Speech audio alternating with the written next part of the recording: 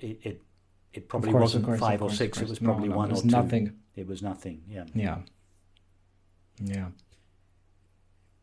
I know you have to get going, and I've No, kept you I'm for so I'm long, fine. Rupert. I could talk with you all night like this. uh, Then is it okay if I ask you a couple other yes, sure, questions? I can sure, even sure, give you the overview, and you can. Okay, sure. Yeah, because there's so much more. I feel like I have to have a second conversation with you at some point, sure. maybe Of a few course, months or a of year, course, of course. because plenty of what you've given me is not just what I should think about, but what I should practice or what I should focus or not focus on. And that to me, if I want to do that properly, will take at least weeks and most likely months and years. But I can at least come to you after I've made some progress. I remember you saying that the reason scientists or the materialists think that there's an objective world is because there's, at least for us humans, there's some part of our consciousness that is shared, and we call that shared world the objective world. However, I don't think that's the main reason why scientists or materialists think that there's an objective world. I think it's that coupled with that no two people or no three people share a realm, at least not consistently in a way that's communicable to a larger group. For example, you can't just take people into separate rooms and say, think of a number from 1 to 1,000, and then they're all going to be the same consistently. So that is to say, let me restate that. Yes, in this model of consciousness, in your model of consciousness, we have overlapping consciousnesses, at least different realms, and then it's this realm that we call the objective world. The existence of the objective world doesn't negate the rest of consciousness, which is what materialists do. But I recall you saying that the reason materialists think there's only the objective world is because of the overlap. But I'd say it's the overlap as well as the absence of another overlap between two people or three people or four people.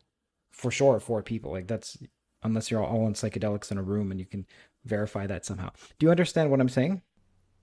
I'm not sure what you're referring to as the overlap. Do you mean the overlap between two people, the overlap of their shared interior experience? Yes. Can I give you just to use another analogy, a very Please. simple analogy? Take a piece of white paper. The white paper it has nothing on it. It represents formless consciousness, consciousness prior to its activity. Now, imagine that on this piece of white paper, you could imagine. Sorry, imagine a white. Let's imagine a white screen. That on this white screen begins to vibrate within itself, a kind of a fuzzy, irregular interference pattern kind of develops all over the screen, and at a certain point, some of these lines on the screen coalesce and form circles. And these circles would be the equivalent of localized minds within the field of infinite consciousness. Now, this circle circumscribes a certain activity of infinite consciousness, which, from the circle's point of view, is experienced as inside itself. And that experience is no longer accessible to the other circles because there is a boundary around it. The other circles can't see through that boundary. So each circle has its own personal, unique experience. However, as we look out from the inside of each circle to the area of the screen that has not been delineated by a circle, everybody looks out at the same pattern. And this Yeah, accounts that's right. for our experience of the shared world. It's not the shared world that we experience; it's the shared consciousness that we experience. Now, circles that are configured in the same way, by which, in the analogy, I mean finite minds that are configured in the same way, will see the activity of consciousness as much the same world. When you and I look at outside, outside our circles, we see the world in pretty much the same way. We see it in terms of shapes and sights and sounds and tastes and textures and smells. But imagine that on this screen, circles develop that are configured in a different way from a human mind. In other words, imagine that other kinds of finite mind contract or coalesce within this infinite field of awareness. And those minds are configured differently from a human mind. Those minds will perceive the activity of consciousness in a way that is consistent with their own limitations. So what appears to them as the world may be entirely different from what appears to us as the world. Their experience may be completely different. Maybe they don't have the faculties of thinking and perceiving. They have the capacity of Xing and Ying, in which case the world will not appear to them in the form of sights, sounds, tastes, textures, smells and concepts. It will appear to them in the form of X's and Y's. Now, we have no idea as a human mind what that would look like. It will be completely different from our world. However, what they are experiencing, the reality of what they are experiencing, is identical to the reality of what we are experiencing, namely infinite consciousness. It just appears to them as a different world because of the filter of their minds through which they perceive it.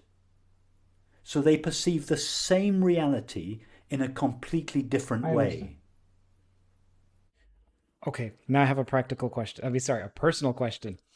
When one dies in your model, your worldview, I imagine that's like a ripple, or that's like a momentary wave coming back to the infinite consciousness. I've always struggled with this because in some ways the teachings of non-dualism is trivial to a physicist, in the sense that a physicist would already agree, yes, pretty much if a grand unified theory is going to be found, there's just one underlying field and all the particles are different excitations from different perspectives. When I say perspectives, there's a technical meaning of that. So in some ways it's trivial. And then I also imagine that the reason why the scientist materialist types dislike the more non-dualist philosophies is not, they say it's because, no, I don't think that at the fundamental reality we're all one. Because they do, with quantum field theory at least, if that's, you can unify in quantum field theory. Okay, it's something else. It's like that they don't like the yogas, or the togas, or they don't like doing yoga, or they don't like the spiritual teaching that comes along with it. So they'll say they disagree with non-dualism, but they don't. They disagree with what they believe comes along with non-dualism. Can I just insert something here? Yes. Here, Kurt, sure. Because it's a good point you make. I totally sympathize with them. I'm in that world, so I have to be very tolerant of some of the, how can I put this politely? I can't find the words. Some of the nonsense. Some of the nonsense that goes along with it, that has got nothing to do with the essential understanding that is being spoken of. But somebody coming to this non-dual perspective from the outside, very often their first encounter with this perspective will be the nonsense that sometimes accompanies it, and that is enough to put any sane person off. And I totally sympathize with them. And to be fair, I see the same happening from the more, I don't know what to call it, but let's say spiritual New Age side. I'm not demeaning it. I hope you understand. I'm just trying to put a label to it. I see the same vitriol or objurgation from them to the scientist materialist types, where the scientists will say, hey, you all are too much in your body, which has cognitive biases, and you don't follow your rationality. You don't have what's falsifiable. But then the spiritual side will look at them and say, yeah, but you're egotistical and pig-headed, and quite frankly, you overvalue intelligence, and you think you're intelligent, but you're not, because intelligence isn't just abstract reasoning, but there's other forms of intelligence. So I see each side, probably you see this too, has a distinct lack of sympathy for the other side. Now, this is a gross oversimplification, obviously. I don't sense that from you. But I wondered, firstly, do you see that? I do see that. It's certainly not what I feel. I have a lot of friends who are scientists, but even many scientists that I'm aware of that are not my friends. I have great respect for science and the scientific endeavor. I think this vitriol that you speak of, it comes from having a very partial, incomplete idea. Basically, there are two ways that we can explore reality. We can either, because a human being in the conventional self is obviously comes from the greater reality. Whether we have a materialistic perspective or a non-dual perspective, whatever we are as apparently separate selves, we obviously emerge out of the greater whole, whether it's a physical universe or a mental universe, whatever we are, it emerges out of that. So for this reason, whatever we essentially are must be the same as what the universe essentially is, for the same reason that the nature of the wave is the same as the nature of the ocean. So there are two possibilities for exploring reality. Either we can go outwards and we can explore the world, which is the path that the scientist and the artist takes, or we go inwards into ourself, which is the path that the mystic takes. Now these two types of people seem to set off exploring reality in two different directions. One goes outwards, one goes inward. It's like they start at the top of the circle, they diverge immediately. But if they both travel far enough in their given direction, they will inevitably come to the same conclusion. They will meet at the bottom of the circle. They're just exploring reality through two different avenues. So I think that a real scientist, and by this I don't mean in any way to demean a scientist who is not interested in these matters. I don't mean to imply that. So when I say a real scientist, I mean perhaps the ultimate scientist must eventually become a mystic. And I would suggest that a mystic is a true scientist. It's the same endeavor. The endeavor of the highest endeavor in science is the same as the highest endeavor of the mystic. Namely what? Namely an investigation into the nature of reality. It's only when each party goes only halfway. At halfway, that there are two opposite parts of the circle. That's where the vitriol, the misunderstanding, not necessarily the vitriol, that's where the misunderstanding comes from. When two parties are shouting at each other across this chasm, they're as far away from each other as they possibly could be. It's because both parties have not gone far enough and met in understanding.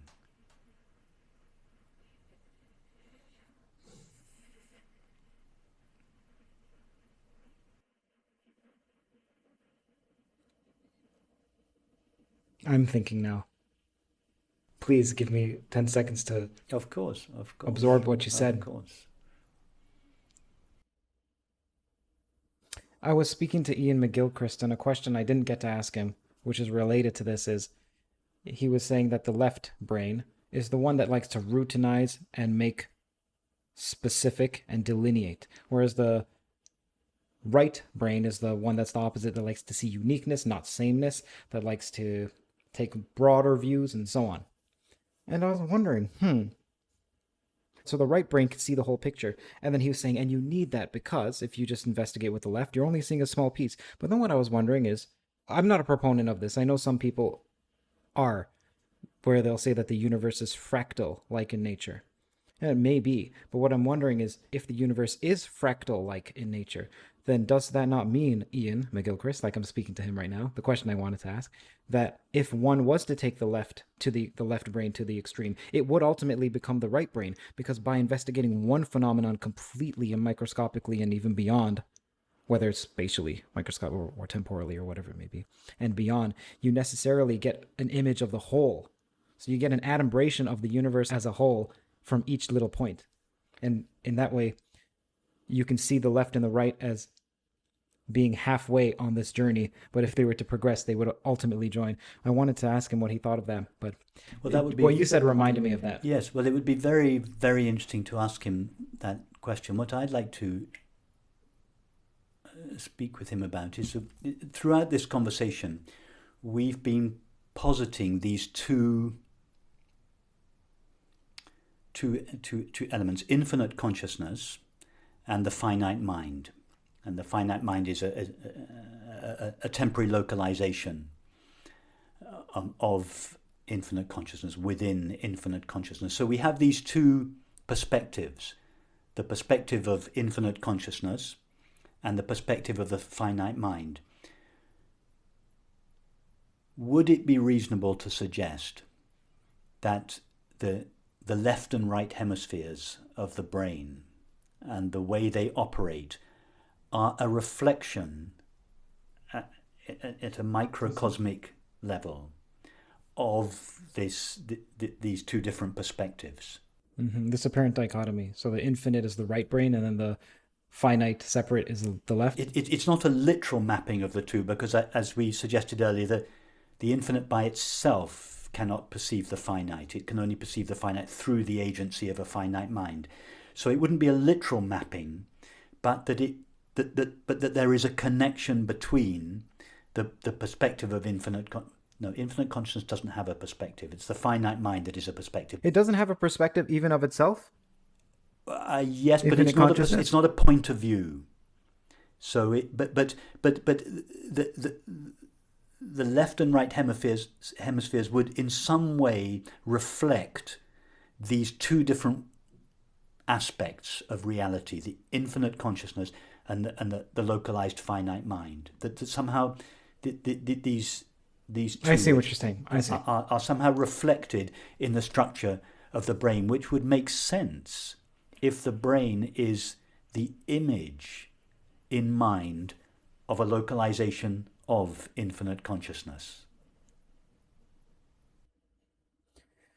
When one dies, this is where I was going before, and then I went on a tangent.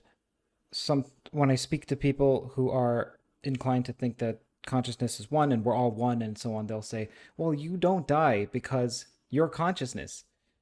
But then, to me, what I'm wondering is, what difference does that make? It would be like saying, hey, Kurt, you're actually that wall behind you. And I know you don't feel it, you don't sense it, but when you're gone, that wall is still there. Like, that wall bears no resemblance to what I already identify with. You are the wall if by you mean infinite consciousness.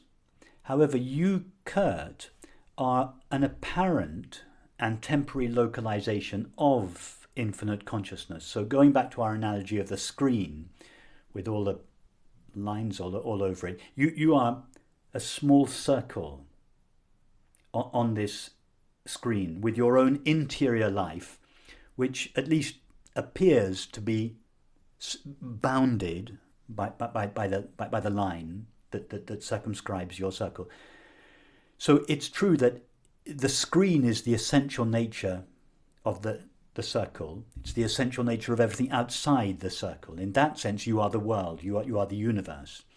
But also that Kurt, that the person Kurt, is everything that takes place inside this circle. Now, I would suggest that death is not necessarily the complete and immediate disappearance of the circle. I would suggest it was the gradual expansion and, as a result, a thinning out of the circle. So you draw the circle with a heavy line, just as to represent the very real felt sense of separation. But as the circle expands, that line, it gets thinner. So the separation between the contents inside the circle and the contents outside becomes less and less marked. And also the content inside the circle becomes larger and larger. Now, if that process goes on indefinitely, the circle eventually disappears completely and one's identity with the whole is realized. However, we cannot be sure that the process of death entails the complete disappearance of the circle. I think it's fair to say that it involves the expansion of the circle, which when viewed at a physical level appears as the death of the body, but we cannot be certain that the that the circle itself has completely dissolved, and that it may not just simply expand. And this would account for some continuing, not only of consciousness, there's no doubt that the screen continues, but it also suggests that the continuation of some kind of limited entity, albeit no longer appearing as a body. So an expanded finite mind. Now, I just throw this in as a thought. Speculation. And I'm very, very cautious to go here, because I don't want what I'm suggesting to be muddled up with the nonsense that you speak about. The nonsense New Age thinking. But yes. when we look at some of the literature, some of the paintings of the early Christian tradition, for instance, we see paintings of beings, angels, cherubs, seraphims, that are these just the fanciful imaginations of painters in their studio? I would suggest not. I would suggest that these were attempts to represent, albeit within the limitations of our waking state minds, to represent some reality of the finite mind, the finite soul, that is larger than what we currently know ourselves to be, but is still bounded within the limits of some kind of finite mind. In other words, these could be depictions, albeit represented in a way that is consistent with the limitations of our own mind in the waking state, of a region of the mind that continues, a region of the finite mind, not just a consciousness, a region of the finite mind that continues in an expanded form after the death of the physical body. How do you think they came to that conclusion to represent it as an angel? Was it by dreaming, and then through introspection and intuition, and they then had to represent those intuitions and recognitions in a form that was consistent with the language of the waking state? They had to represent those beings, and so they represented it in a way that was the way they represent their own being. In other words, as a physical body, but they also gave them wings and halos to somehow depict in a simplistic way that these beings were somehow larger than the very finite physical bodies that we seem to be in the waking state. The nature of free will. So do you believe free will exists? Okay, I'm just going to list them out. I also wanted to talk about, this is something I've been thinking about, which is science 2.0. The reason I say that is that science 300 years ago isn't the same science as it is now. It was developed over the course of a couple hundred years. And then, to me, what I'm wondering is, do we think science is in its final form? Okay, what would science evolve to? Does it mean to take seriously meditation and introspection and use experiential data? Well, how would that work? What is the criteria that holds one science as more sciencey than another? And I gave it a name instead of science 2.0. I call it gnoscience, for gnosis, because they both mean knowledge, or, which I can't pronounce, abhijna science, which is the Buddhist word for knowledge, abhijna, I believe. I could be mispronouncing it. Okay, so there's that. I like your idea. Can I respond to that last idea of science 2.0?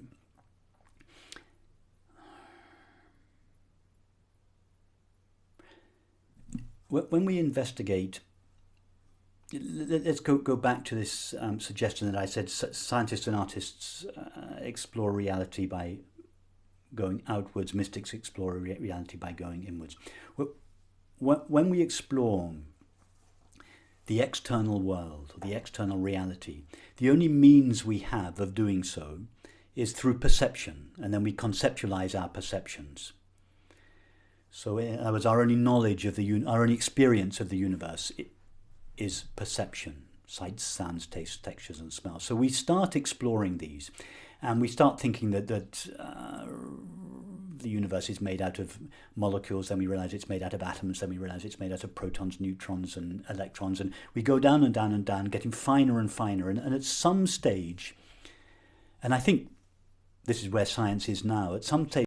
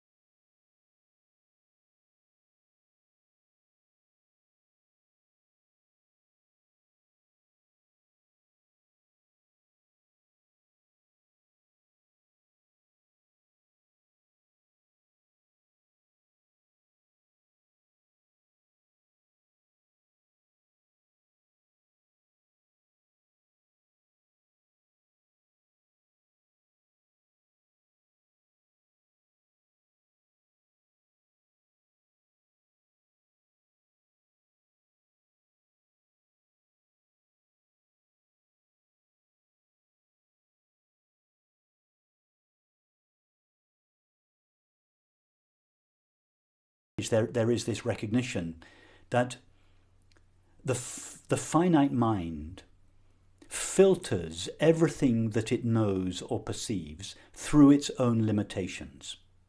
And the finite mind cannot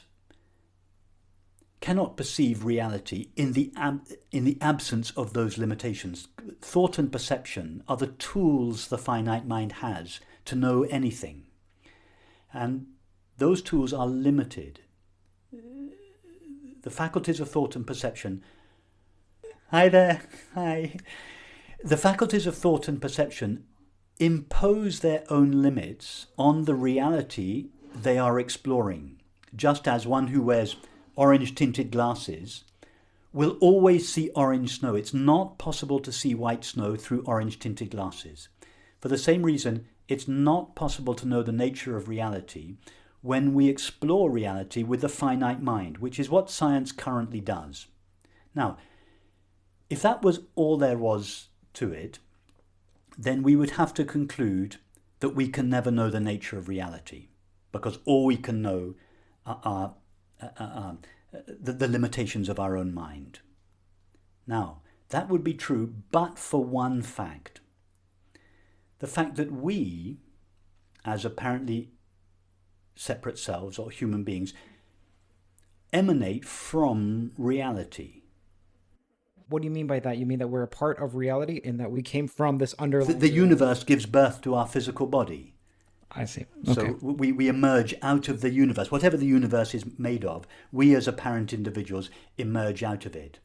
So what we're saying is, if we as individuals investigate the nature of the universe, our investigation is by definition limited by the faculties of thought and perception. Are we destined, therefore, only ever to know the universe through the limited faculties of thought and perception? In other words, can we never really know reality? Or do we have access to any aspect of reality that is not mediated through thought and perception?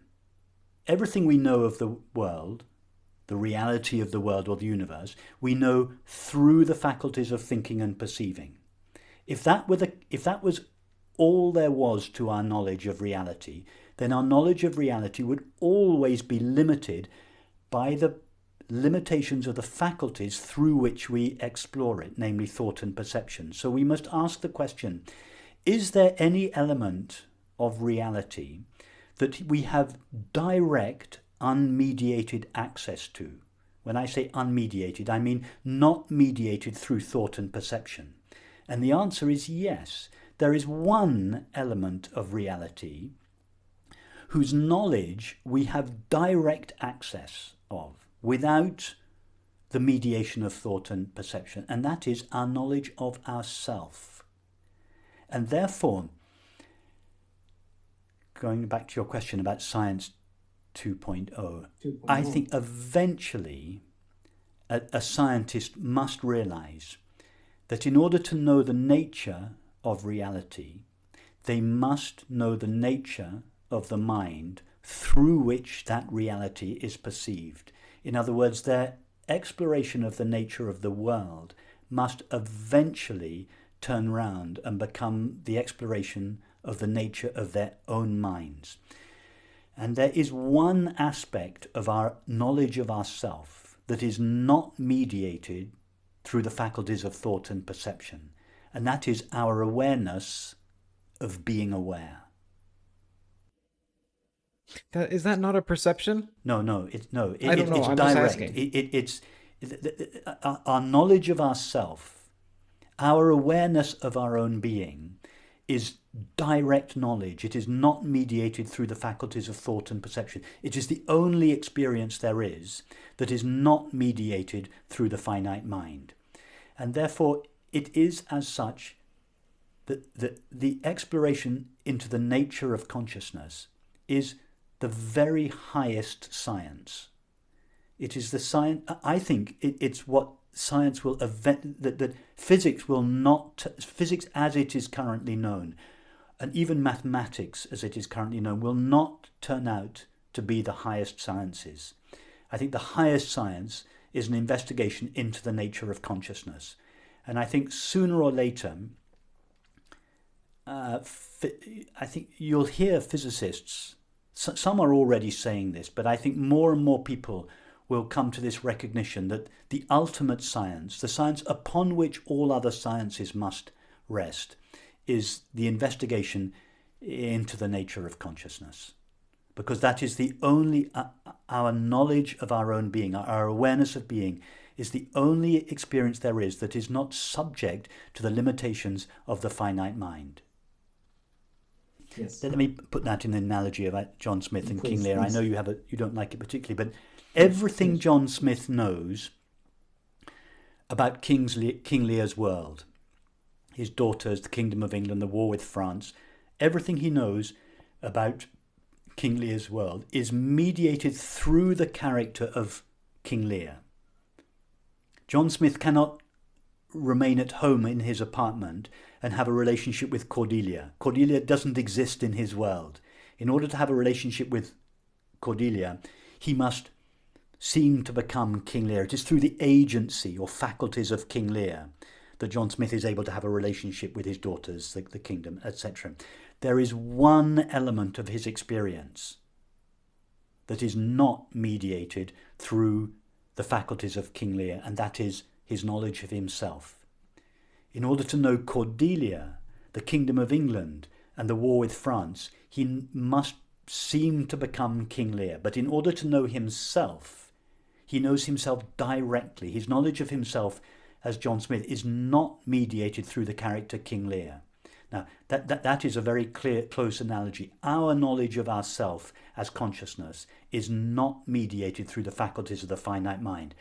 Everything we know of the universe, objectively, is mediated through the finite mind, and appears in a conformance with, in conformity with the limitations of that mind. But our knowledge of ourself is a unique knowledge. It is absolute knowledge. It is the only knowledge there is that is not relative to the limitations of the finite mind through which it is known. It's why it's referred to as the absolute in the religious traditions.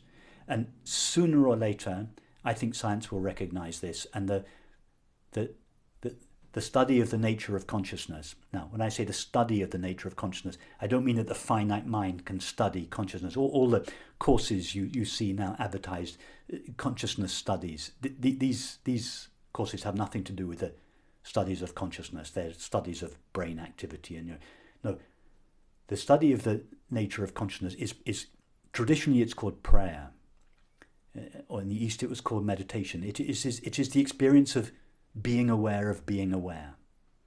From the mind's point of view, it is silence.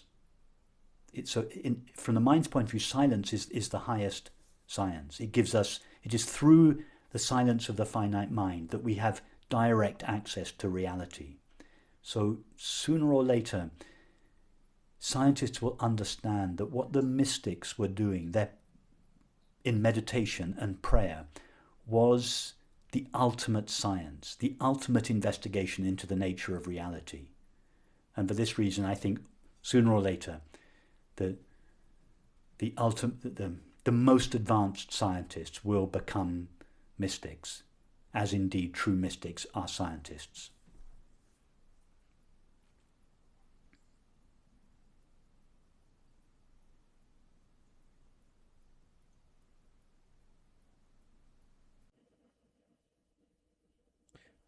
Also, so you know, whenever I'm pausing, I tend to pause in my speech. It's actually for a similar reason, but more about I want to make sure that what I'm saying is a true statement. I don't want to rehash what I've said before, because then I feel like I'm being like a politician where I have a set set phrases. I want to make sure that it feels right and that I'm actually saying what I'm intending to say. So if I pause, please forgive me also, but it's just that I'm thinking. I also do think that whatever science will become, which then one has to wonder, well, what is it? Why are you calling it science if it's no longer like science? So there's some other criteria. Maybe that criteria has to do with explaining the world. You mentioned investigating nature. So that's another one. I do imagine it would take the form of more subjective experience, but then how? How do we do that objectively in a way that we can falsify and so on? I don't know. Well, anyway, I like what you said about that. If you're watching this channel because you're interested in theoretical physics, consciousness, and the ostensible connection between the two, what's required to follow some of these arguments is facility with mathematics as well as discernment of the underlying physical laws, and you may think that this is beyond you, but that's false. Brilliant provides pellucid explanations of abstruse phenomena such as quantum computing, general relativity, and even group theory. When you hear that the standard model is based on U1 cross SU2 cross SU3, that's group theory, for example. Now, this isn't just for neophytes either. For example, I have a degree in math and physics, and I still found some of the intuitions given in these lessons to vastly aid my penetration into these subjects, for example, electricity and magnetism. Sign up today at brilliant.org/TOE, that is TOE, for free. You'll also get 20% off the annual premium subscription. Try 4 of the lessons at least. Don't stop before 4. And I think you'll be greatly surprised at the ease at which you comprehend subjects you previously had trouble grokking. Links are in the description. Okay, and I also wanted to quickly apologize. I'm editing the previous video, and I noticed I interrupted you quite a few times. That's partially a function of the delay. There's about a 5-second or 3-second delay, so I think you're finished, and then I speak, but you're not, and then... Okay. So right. I'm sorry about that. I feel... Don't worry at all. I'm sure I interrupted you as well. Yeah, but that's okay. You're totally fine to interrupt. I prefer. Okay. We'll get straight to this. Okay. This question comes from Huber Galula. Rupert, after all these years of self-realization, do you still get overwhelmed with emotions sometimes? Do you still get attached to objects, relationships, or key people?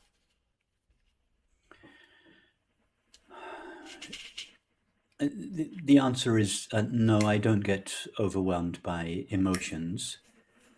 Am I attached to people? Yes, there is a sort of natural attachment. I couldn't say that I was not that I was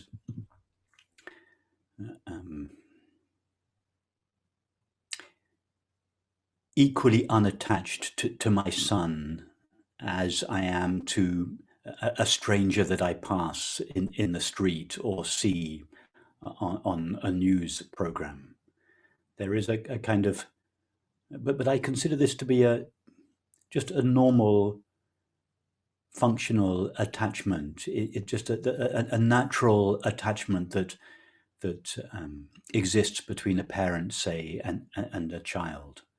And it's appropriate that there is such an attachment. If a mother were not more attached to her child than any other child, then she would not be motivated to look after it and take care of it. So yes, I am more attached, for instance, to my son than I am to a stranger. But this does not mean that I love my son more than anyone else. And perhaps I should just be clear about what I mean by the word love in this context. Love, I would suggest, is not really a feeling that one person or individual has towards another. It is the felt recognition of our shared being. So I feel that I share my being with everyone, indeed with everything, but I express that in very different ways. I express my felt sense of my shared being with my son in a very different way than I do with the postman or a stranger or somebody I might meet just once. So again, there can be, one can love everybody. Indeed, we should love everybody because we should recognize that we share our being with everyone. But this does not mean that we don't have unique and special relationships with some people that we don't have with others, nor does it mean that we necessarily like everybody. We're not called to like everybody, but we are called to love everybody. And this understanding doesn't imply that we like everyone, but it does imply that we love everyone. So again, just to be clear about what I mean there, what we like in another person is that their character, their conditioning, the way they think, the way they feel, their body, their conditioning. What we love has nothing to do with the character of the person. The love is entirely the relationship between one being and another. In fact, the absence of relationship, the recognition that we share our being. It doesn't have anything to do with the individual characteristics of that person. That determines whether we like them or not. So again, I would say I love everybody equally, but that doesn't mean that I like everybody equally. You mentioned that there was a functional difference between the love or the attachment that you have for your son or your wife compared to other types of attachments, and then you gave the example of a mother for her child. What's the difference between a functional attachment and a dysfunctional attachment? Is it just evolution? This one is great for our species, or is it something else? A dysfunctional attachment would be the sense that one requires the other emotionally. In other words, that one's emotional well-being depends upon them. That would be a psychological attachment. Now, what I mean by psychological attachment is an attachment that stems from the belief and feeling that we are a temporary, finite, separate self. That temporary, finite, separate self, I would suggest, is an illusion. However, if we don't realize it, that it is an illusion, if we believe and feel that we are a temporary, finite self, then in order to substantiate that belief and feeling, we will form attachments. That's one of the ways the ego, or apparently separate self, validates and substantiates itself, namely by forming attachments. And that would be a dysfunctional attachment, namely an attachment that enhances the sense of the ego, which is the dysfunctional element of the mind. whereas a functional attachment would not be an attachment that comes from the sense of separation or the sense of being a separate self or ego. It is hardwired into the relationship, such as the relationship between a mother and a child, or indeed a father and a child. The next question comes from In Anna Whimsy. Rupert, is there any emotion that isn't valid? So you're welcome to interpret valid any way you like, but please also let the audience know what you mean by the word valid.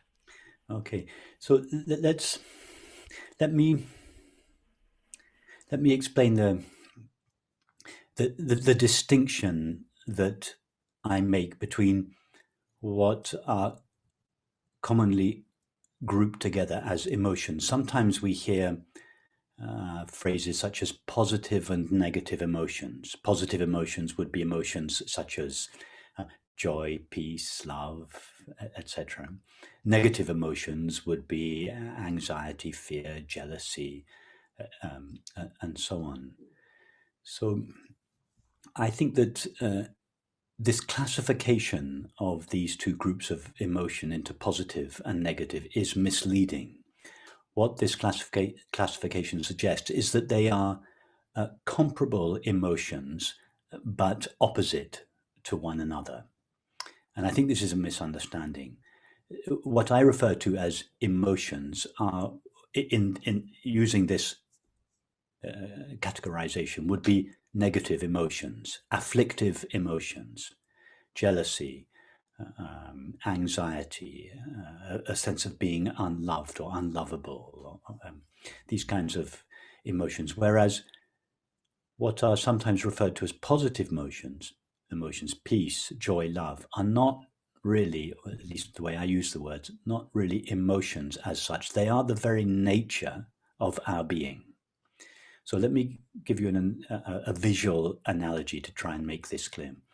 If you were to live in England at the moment and you were to look up at the sky, you would see it's roughly half clouds and half blue sky.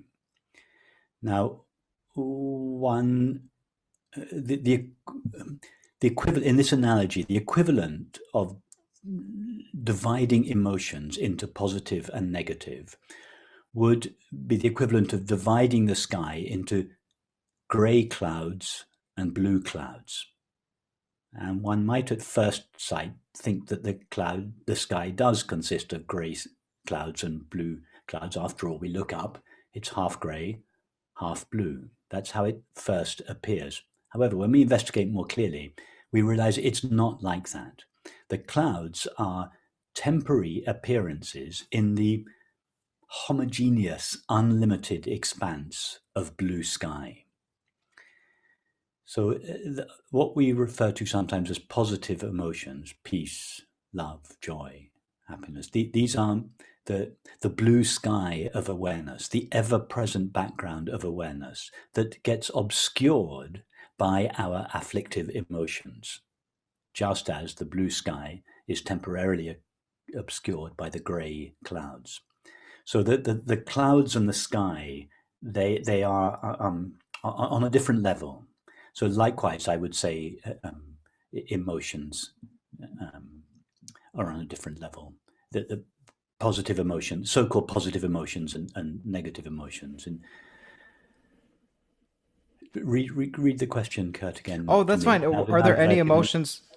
Are there any emotions that aren't valid? Not valid? Yes. So I don't really divide emotions into whether they are valid or not. It's more on who. The question to ask is, on whose behalf does the emotion arise? I would suggest that all afflictive emotions, these are the grey clouds, all afflictive emotions arise on behalf of the apparently temporary, finite, separate self or ego that we seem to be. And all positive, so-called positive emotions arise in the absence of the sense of separation. In fact, when the sense of separation or the sense of being an ego or separate self collapses, the background of awareness, our true nature, shines by itself just as when the clouds disperse, the blue sky shines by itself. That shining of our true nature is experienced as a human being as peace, love, and happiness. So all emotions are valid simply by virtue of the fact that they exist. The real question is on whose behalf, if we consider peace, love, and joy to be emotions along with our afflictive emotions, the question is on whose behalf do our emotions arise? All afflictive emotion arises on behalf of the apparently temporary, finite, separate self or ego that we seem to be. And all so-called positive emotions, peace, love, joy, happiness, are the shining of our true nature.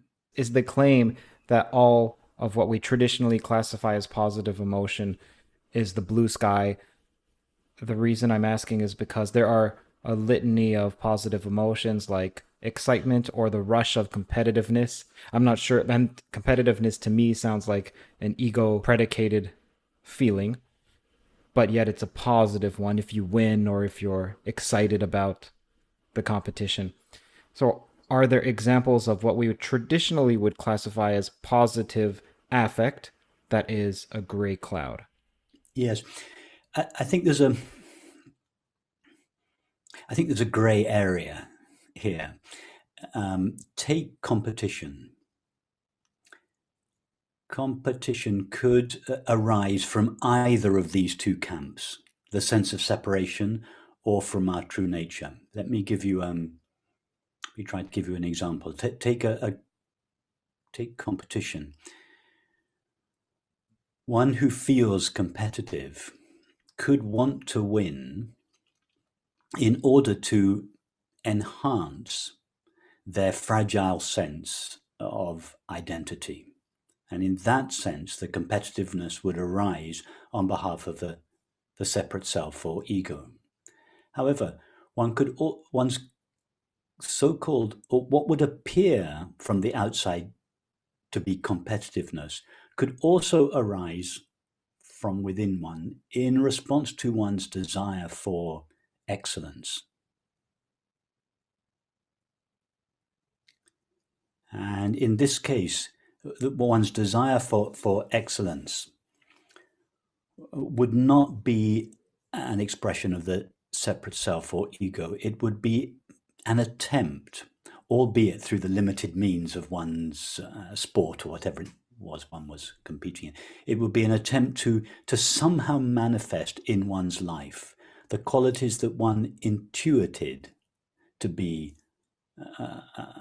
inherent in one's true nature. So you take tennis, for instance, a sport that I enjoy playing and watching. The people, and not just the people at the top of their game, but at all levels of the game, one can play competitively for the joy of playing and for the joy of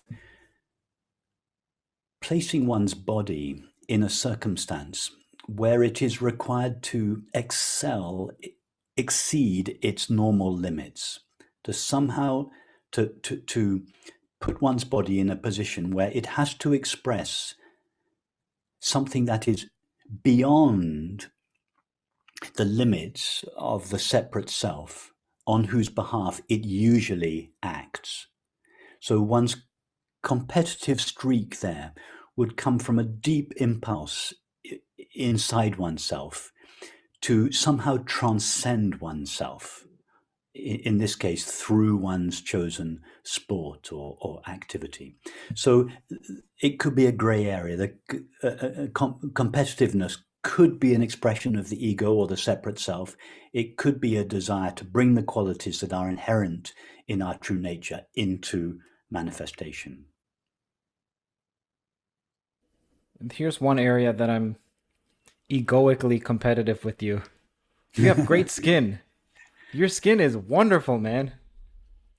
Well, it's summertime. I spend a fair amount of time playing tennis, walking in nature, and in the garden. So at this time of year, I've got a nice suntan. Not because I've been It's sunbathing smooth on as the well. Caribbean beach. It's just the lovely English weather and the time of year. The next question comes from Rebecca Briggs. What importance has personal ego and shadow work in the non-dual recognition tradition? So let's take shadow work. I'm sure you've heard that Jungian concept. What's the relationship between that and your theories or beliefs, or non-dualism in general?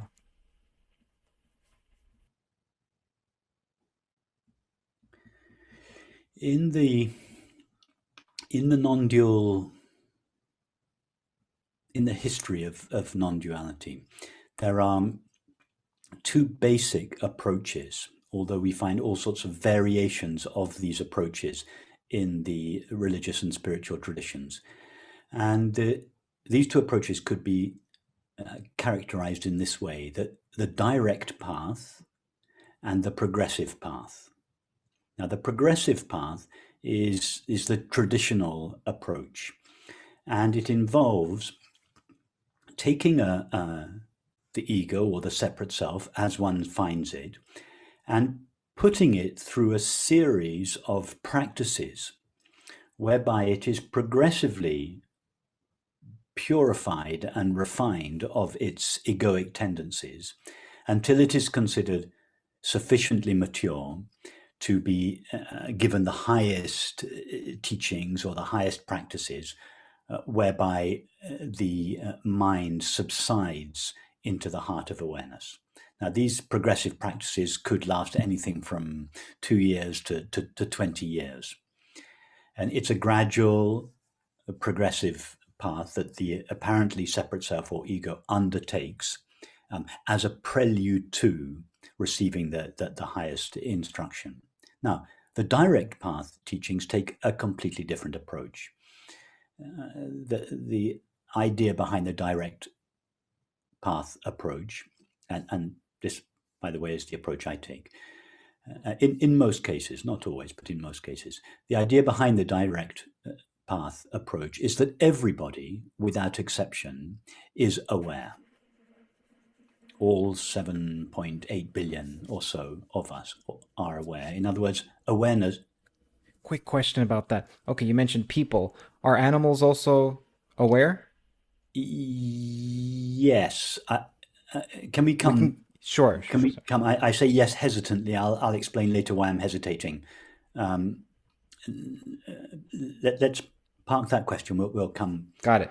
Come back to it. So yes, everyone is considered to be aware simply by virtue of the fact that we are all aware of our experience. Therefore, awareness is present in everyone. In fact, everyone's essential nature is awareness, not just those few, relatively few of us that are interested in these matters, but all 7.8 billion of us are aware. And therefore, all 7.8 billion of us have the potential capacity to go directly to the experience of being aware, irrespective of the content of their minds, their feelings, or their bodies. And so in this approach, one's so-called maturity, spiritual maturity or preparedness have got nothing to do with it. One could have been considering these matters for 30 years. Somebody else could just come in off the street, never having thought about them before, and could be taken directly to their true nature by asking a question such as, what is it that knows or is aware of your experience? And if the mind considers this question, it turns its attention away from what it is aware of, and it traces its way back to its essence or source, the fact of being aware. In this case, what we are aware of, however dysfunctional our minds or our bodies may be, is irrelevant. We are still aware of that dysfunction. And as such, awareness shines equally brightly in the darkest mind as it does in the most luminous or intelligent mind. So these are the two approaches. Read the question, please, again, Kurt. Sure, no problem. She wanted to know, what role does shadow work have? Yes. In non-dualism. Okay. So shadow work. Now, in the progressive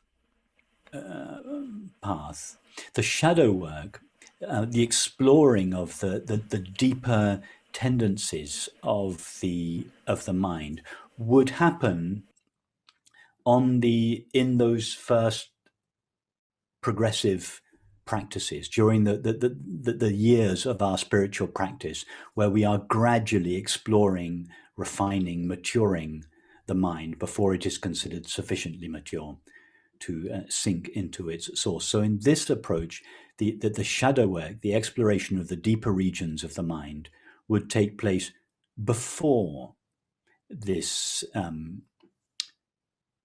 practice of self-inquiry or the recognition of our true nature. In the direct path, no shadow work is considered necessary, because however dark or complex or dysfunctional one's mind may be, one is aware of it, and all that is necessary is to go to the fact of being aware. However, in this case, the direct approach, one may recognize one's true nature. However, having recognized one's true nature, one will find all the old patterns of thinking and feeling still in place. The recognition of our true nature doesn't just wipe the slate of our conditioning clean.